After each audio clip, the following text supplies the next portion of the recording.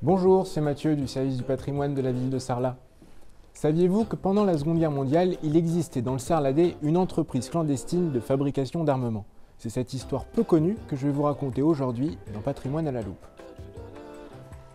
Après la défaite de juin 40, des officiers de l'armée française refusèrent de livrer des armes à l'occupant.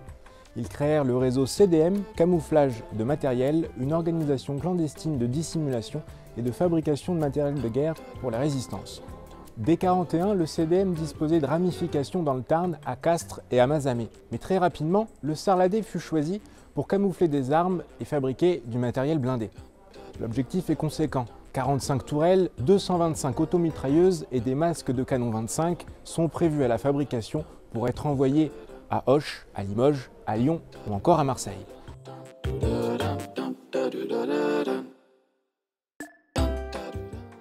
Très rapidement, toute une organisation se met en place. À Saint-Cyprien, on ouvre un bureau d'études et un atelier de fabrication pour les carcasses. D'autres ateliers s'activent à Saint-Geniès et à Calviac.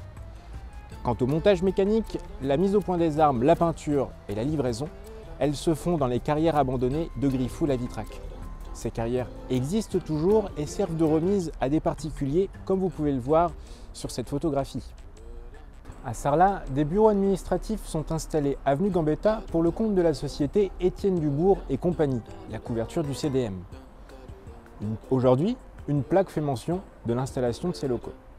Proche de la gare, un magasin fut loué pour entreposer toutes les pièces provenant du Tarn pour être redistribuées entre les différents sites du Sarladais. Cette maison existe toujours, comme vous pouvez le constater. À la Croix-Rouge, l'ancien bâtiment des chemins de fer fut également utilisé en atelier de fabrication.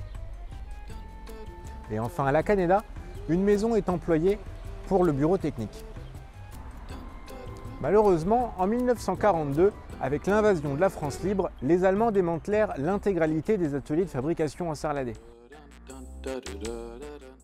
Si vous voulez en savoir plus sur les événements qui ont marqué Sarlat pendant la Seconde Guerre mondiale, j'animerai une conférence dans le cadre de Croquet Sarlat le jeudi 23 février à 12h30, salle du conseil municipal.